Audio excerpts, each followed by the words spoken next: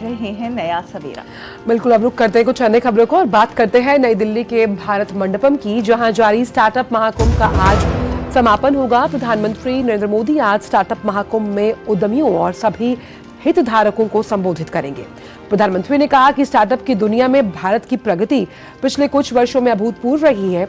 X पर एक post में प्रधानमंत्री ने कहा कि स्टार्टअप महाकुंभ एक मंच है जो स्टार्टअप, इनोवेटर्स और उभरते उद्यमियों की दुनिया में हितधारकों को एक साथ लाता है। दुनिया में भारत की प्रगति पिछले कुछ वर्षों में स्टार्टअप का प्रदर्शन जो है वो अभूतपूर्व रहा। प्रधानमंत्री मोदी स्टार्टअप महाकुंभ में प्रदर्शनी का भी अवलोकन करेंगे। स्टार्टअप महाकुंभ भारत का सबसे बड़ा और अपनी तरह का पहला स्टार्टअप इवेंट है, जिसमें रिकॉर्ड भागीदारी दर्ज की गई, जो भारतीय स्टार्टअप परिस्थिति तंत्र के सभी हितधारकों के लिए एक जीवंत मंच के रूप में काम कर रहा है। विशाल संगम में सभी राज्यों से 3000 से अधिक प्रतिनिधि, 3000 भावी उद्यमी और 50,000 से ज्यादा व्यावसायिक जो विजिटर्स हैं वो भी शामिल हुए। और इस बड़ी खबर पर हमारे साथ हमारे संवाददाता अजय मिश्र जुड़ गए हैं। अजय, सुप्रभात आपको। जब हम बात करते हैं नवोन्मेष की, बात करते हैं उद्यमियों की, तो आज का दिन साफ तौर पर जो स्टार्टअप महाकुंभ, जिसमें प्रधानमंत्री का जो संबोधन है, वो कई और ऐसे अनएक्सप्लोरेबल एवेन्यूज के लिए काफी खास रहने वाला है। देखिए, एक दिन था आंचल 16 जनवरी 2023 जब स्टार्टअप इंडिया की शुरुआत हुई थी, और उस वक्त भी जो विज्ञान भवन में जब इसकी लॉन्चिंग की गई तो एक जबरदस्त माहौल था, ऊर्जा से भरा हुआ। और उसी तरह की ऊर्जा 8 साल बाद हम देख रहे हैं, और कई गुना वो ऊर्जा ज्यादा हो चुकी है। निवेश के लिहाज से, स्टार्टअप्स की संख्या के लिहाज से, यूनिकॉर्न के लिहाज से, एम्प्लॉयमेंट के लिहाज से, प्रॉब्लम्स के सॉल्यूशंस के लिहाज से ये इकोसिस्टम इतना बड़ा हो चुका है कि अब आप दुनिया के तीसरे सबसे बड़े स्टार्टअप इकोसिस्टम बन चुके हैं। लेकिन ये जो महाकुंभ ये अभी लगाया गया है, वो एक प्लेटफॉर्म है देश के स्टार्टअप इकोसिस्टम को ग्लोबल लेकर के जाने का। और आज मुझे लगता है भारत मंडपम में उसी एनर्जी को आज हम एक बार फिर से विटनेस करेंगे, जब कई गुना यहां से आगे बढ़ने की उम्मीद कर सकते हैं। 1000 से ज्यादा स्टार्टअप शोकेस कर रहे हैं यहां पर। 5000 उम्मीद की जा रही है, 5000 से ज्यादा एंटरप्रेन्योरशिप यहां से आगे निकल करके आएंगे।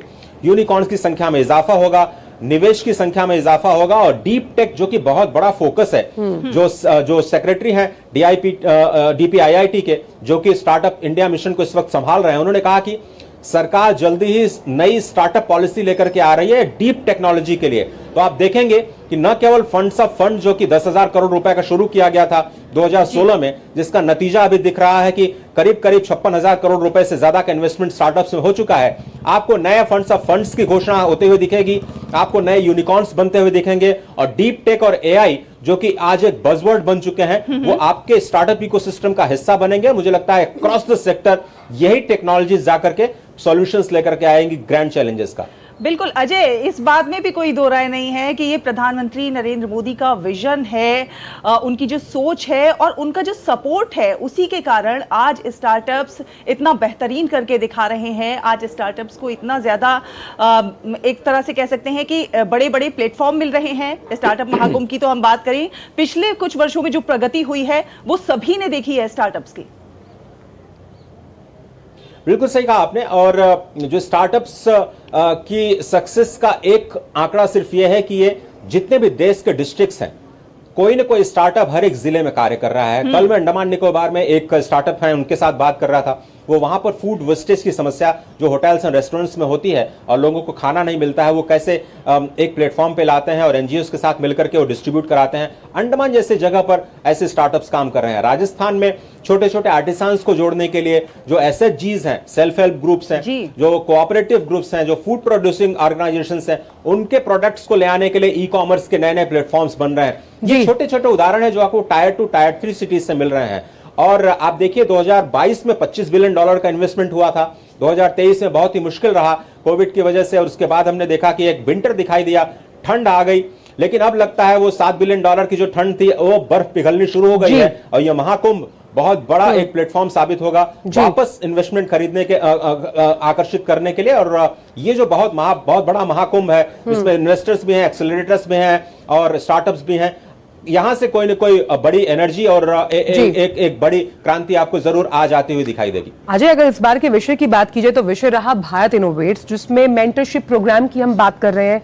पिच स्पर्धा, यानी कि आप अपने आइडिया को पिच कैसे करते हैं, ये बहुत महत्वपूर्ण है। और गेमिंग की दुनिया में किस तरह से स्टार्टअप नए आयाम जो है वो कायम करता हुआ नजर आएगा, इस पर भी रहेगी नजर। बिल्कुल सही बात है। और गेमिंग की अगर हम बात करें तो गेमिंग का पेवेलियन सबसे ज्यादा युवाओं से भरा दिखाई दिया, क्योंकि 3 लाख करोड़ रुपए की इंडस्ट्री है ई गेमिंग की, और बहुत ज्यादा लोग पैसे बना रहे हैं। मोबाइल पे गेम खेलने का जो शौक है उसको लोगों ने इंडस्ट्री बना दिया है। विकी से मैं एक बार रिक्वेस्ट करूंगा कि ये जो हमारा फोकस सेक्टर्स है जिसमें D2C customers, gaming, esports, incubators, climate tech, AI SaaS, food tech और एग्रीटेक और बायोटेक जैसे जो बड़े फोकस सेक्टर्स हैं, उसमें आपने बिल्कुल सही कहा कि युवाओं की जो सबसे बड़ी संख्या है वो ई गेमिंग को लेकर के है। और यहां पर वर्चुअल क्रिकेट से लेकर के रमी सर्किल जैसे बड़े बड़े जो टूर्नामेंट है वो आयोजित किया जा रहा है, और युवा बड़ी संख्या में इसमें बढ़ चढ़कर हिस्सा ले रहे हैं। लेकिन ये तो चलिए एक इंडस्ट्री की बात हुई जो 3 लाख करोड़ रुपए की है। मुझे लगता है कि $1 बिलियन इंडस्ट्री केवल एक यूनिकॉर्न आपको देती है, और 100 से ज्यादा, 109 से ज्यादा यूनिकॉर्न हो चुके हैं। मुझे लगता है कि बहुत सारी ऐसी इंडस्ट्रीज हैं जो कि अभी छुपी हुई हैं, और भारत से ग्लोबल जो प्रॉब्लम्स हैं उनका सोल्यूशन निकलता हुआ नजर आएगा। यही भारत सरकार की सोच है, और मुझे लगता है कि प्रधानमंत्री कोई न कोई हमेशा की तरह नया मंत्र जरूर देंगे स्टार्टअप्स में नई ऊर्जा लाने के लिए, और हम सभी को उनका इंतजार है। आज 10:30 बजे के बाद ये प्रोग्राम शुरू होगा, एग्जीबिशन का दौरा करेंगे प्रधानमंत्री, उसके बाद संबोधन। बिल्कुल इसी के जरिए अजय, युवाओं की सोच को भी एक नया प्लेटफॉर्म मिल रहा है। लगातार हम देख रहे हैं कि युवा अपनी नई नई सोच को एक्सप्लोर कर पा रहे हैं। तमाम ऐसी चीजें, ऐसे स्टार्टअप्स है जैसे कबाड़ से वो एनर्जी क्रिएट कर रहे हैं। इस तरह के तमाम सारे ऐसे अलग अलग फील्ड्स के एग्जाम्पल हैं कि युवाओं की सोच को स्टार्टअप के जरिए नया मंच मिल रहा है, वहीं देश की प्रगति में भी सहायक हो रहा है।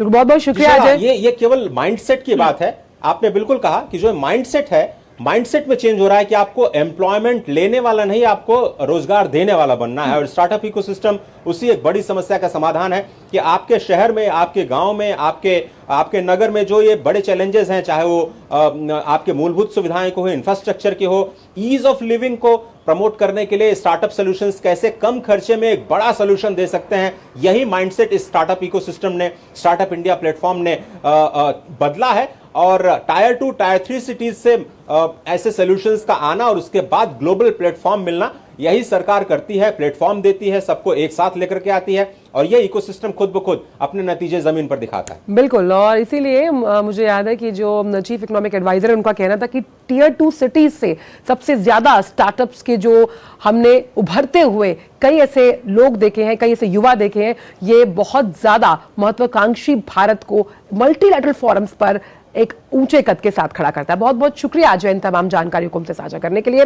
तो जहां अजय ने कहा कि करीबन 100 से ज्यादा हम यूनिकॉर्न्स की बात कर रहे हैं, 500 से ज्यादा जो इनोवेटर्स हैं, उसे 1000 से ज्यादा उद्यमी हैं, तो आप समझिए कि इस महाकुंभ का मतलब ये है कि भारत जो है वो निवेश के लिहाज से, सॉल्यूशंस देने के लिहाज से, एग्रीकल्चर में टेक्नोलॉजी के लिहाज से, मेडिसिन में टेक्नोलॉजी के लिहाज से, जब हम ड्रोन्स की बात करते हैं तो एक अग्रणी भूमिका निभाता हुआ नजर आ रहा है। बिल्कुल, फिलहाल एक छोटा सा ब्रेक ले लेते हैं नया सवेरा में।